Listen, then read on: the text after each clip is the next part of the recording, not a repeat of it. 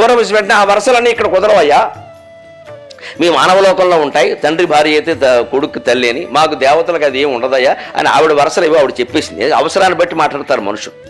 ఇదే దేవలోకంలో ఈవిడ అక్కగారు ఉంది ఒక రంభని, దాన్ని రావణాసురుడు బలవంతం చేశాడు. బలవంతం చేయడానికి వస్తే అప్పుడు ఆవిడ వరుసలు చెప్పింది. రావణాసురుడు నువ్వు కుబేరుడు అన్నదమ్ములు కదా, కుబేరుడు కొడుకు నలకూబరుడు కదా, నలకూబరుడు మా బాయ్ ఫ్రెండ్ కదా, నలకూబరుడు ఆవిడకి బాయ్ ఫ్రెండ్. మరి అందుకని నేను నలకూబరుడికి భార్యన అయినప్పుడు నీకు కోడలు అవుతాను కదా, నీ తమ్ముడు కోళ్ళంటే నీకు కూడా కోళ్లే కదా, కోళ్ళంటే కూతురుతో సమానం కదా అని రావణాసురుడికి నీతులు చెప్పి అప్పుడు వాడన్నాడు, వాడు అట్టు తిరగేశాడు, దేవలోకంలో ఇవన్నీ ఉండవుగా అని తిరగేశాడు వాడు. అంటే అర్థమైందండి, దేవతలైనా మానవులైనా రాక్షసులైనా మన వ్యవహారాలు ఎలా ఉంటాయంటే ధర్మశాస్త్రాలు మొత్తం మనకు అనుకూలంగా మార్చేస్తాం మనం. ఇంతకీ దేవతల వరుసలు మానవ లోకంలో వర్తిస్తాయా వర్తించవా?